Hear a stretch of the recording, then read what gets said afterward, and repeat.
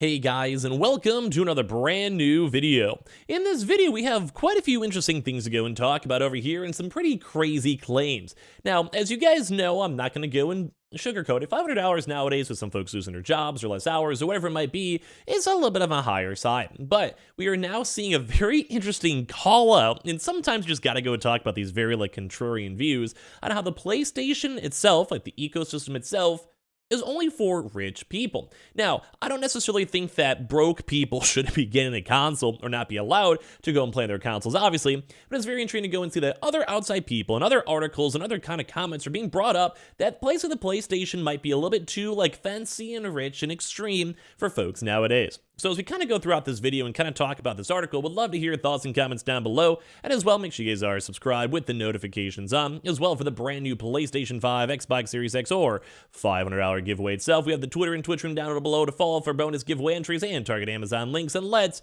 talk about this kind of crazy thing. So, as I mentioned, sometimes you kind of just see these articles and call-ins and almost viewer editorials, and they have some kind of strange call-outs. And this one's more in regards of the PlayStation 5 is pretty much only for the elite, and those people want that extra nice, classy look, and as well that they're trying to maybe focus a little bit too much on whales and the fact that there's other better alternatives, and basically the PlayStation 5 Pro is an absolute joke based on their potential release price. Now, once again, this is not an official article, but it's crazy to see the community talking about this. So, let's go and talk about this. My very first impression is always, I don't really care if you're broke, poor, rich, multi-billionaire. I think gaming's always kind of been for everyone.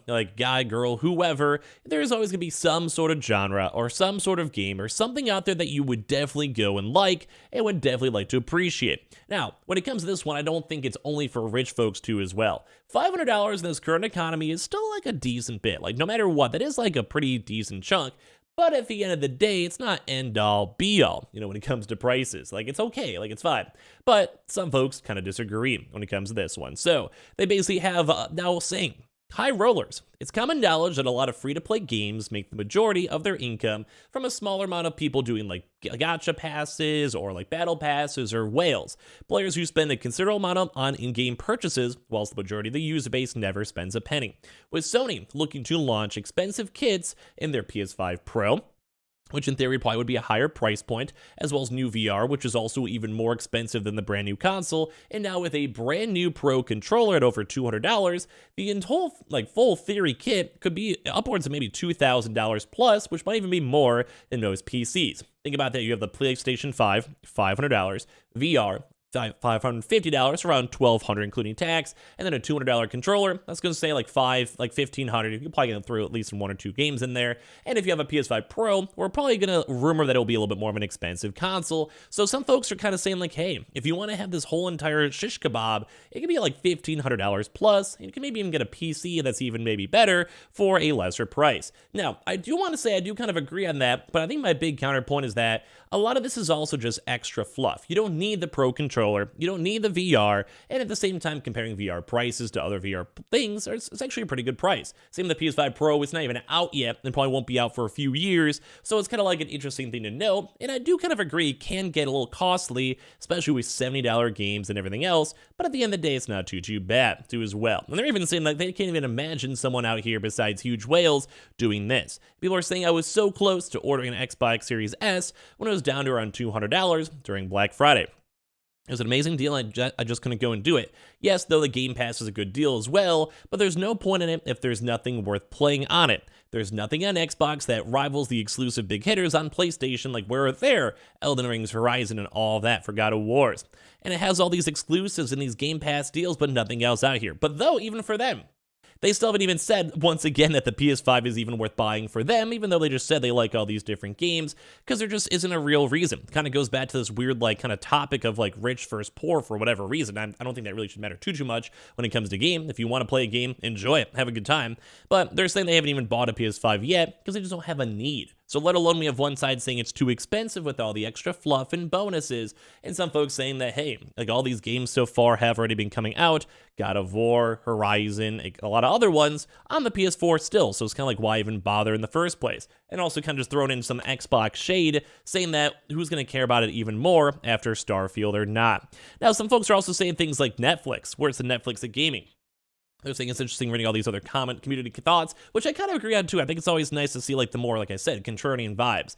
So they said they switched to Xbox the first time this generation because they saw how good of a value Game Pass was, and they haven't really been disappointed in what it offers and had the opportunity to play a large amount of great games. I just never would have otherwise. When I look at PlayStation and the games they've published, I have no regrets as there is generally nothing I'm particularly in. So they're basically saying now we have someone saying out that PlayStation is too expensive, someone saying they don't have the games.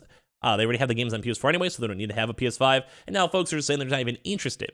Now, this is totally fine because, like, this is just all opinions and facts and all of that. But it's kind of crazy to see how, like, this is how some people think. Like, I'm more of I want all the games. I don't mind spending the extra money, but I'm also more of a gamer and a gamer at heart. And, like, I do YouTube and Twitch. So I might be a little bit more ingrained than all these folks might be. So they also say is that the basically long-term damage it's having on the gaming world. So they're even still calling out, well, Game Pass, saying that basically destroyed movie making, and they're trying to be more on algorithmic data, and there's gonna be less games that are more niche and unique, and they're trying to go get more of games that they know will get good game time and watch time, and people actually download the games too as well. And a lot of these people keep on saying that, like, well, there's no really big AAA game too as well. So it's interesting to go and see. Because we're seeing people kind of say, kind of like it's almost like dogged on both PlayStation and Xbox. But I do think the price point thing is a very interesting thing for the PlayStation. Because right now, with them both being the same price, at least in America, I don't think it's necessarily a bad value on either side. Now, maybe as time goes on, the Xbox Series S gets more dated, and like 4K is pretty much the norm as of now, but becomes even more of a norm for gaming, especially 4K 60 FPS. I think with all that put together, it should work out a little bit more intriguingly, at the end of the day. But I don't know, like, I really don't think this stuff is too expensive. I think most people could afford it, and even with now, there's a lot of free-to-play games that kind of work it on in. Now, a $70 price point for a game is expensive, don't get me wrong.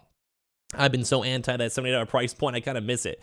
Having a little bit more on the 60 side. But even if you just only throw all your $500 on a console, there is still other alternatives. Like, there is still stuff like Fortnite, Rocket League, Apex, and a lot of other various free-to-play games that are actually good games that people actually play, and you can have a fun time playing them. And I really think it's not that bad of a situation to be in, because, well, like, it's not bad. First, say, like, Xbox, Game Pass and stuff, I think that's definitely the better, cheaper alternative. I don't think most people are against that, but when it comes to, like, a $200 price point, it's not bad. Have a chance to go play this on Game Pass too as well. And even this article is over saying like, hey, it's kind of cool to go have a chance to see all these really good games and all their indie games and having a chance just to try out these things and see. But even some PC people are kind of like, I don't even want to deal with Game Pass, which I think is funny because you get the Xbox games on Game Pass too. Like, what's wrong with that? What's wrong with that?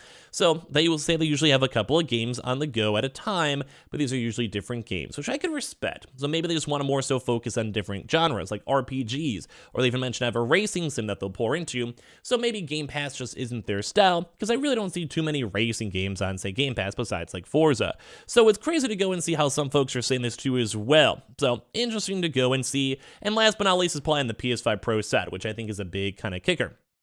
They've said, they're basically saying that the PS5 Pro is a bit of a damp squib that was shown to be a product released too soon by the Xbox One X. So they kind of already think that this kind of gap period isn't long enough. And especially they're probably going to have to pay extra money for it because, well, at the end of the day, like, it's going to be better tech. And if they're already trying to increase normal PS5 price points, they're probably going to go and increase that too as well. So when it comes to all this stuff with these promos and these Project Scorpios and everything else they were working on too, they had a really big market dominance. But do they really need to go and push this market dominance even more on the PS5 Pro? Now, I really do think the Slim's going to be first and the Pro's right afterwards, and it may even be a little bit more slightly delayed because people are still getting their PS5s and still have issues with getting stock and finding them. Even today, I still have people tweeting me saying it's hard to find their consoles, which is kind of surprising to me, but it kind of makes sense. Like, I see a 4-year gap is the way to go, and I agree on that sake. But at the same time, if it is more expensive, that does kind of support that the PlayStation 5 might be a little too expensive, might be a little bit too much, and at the end of the day, it's just kind of an awkward, weird vibe. Like, I don't know. So I don't mind it. I like my console. I think it was worth $500, but if someone doesn't think it's worth that value, or they're PC gamers, they don't mind waiting for PC games to come out from Sony a few months later, I don't think at the end of the day it's that bad of a situation. So I kind of want to hear your thoughts. Like, do you think that these consoles are too expensive, that they're too unapproachable? Let me know in the comment section down below. As well, make sure you guys are subscribed with the notifications on, as well for the brand new PlayStation 5, Xbox Series X, or $500 giveaway, We have the Twitter and Twitch stream down below. In case you guys want to follow, we have the Target links and Amazon links too. And I appreciate you guys all so much for watching here in the first place.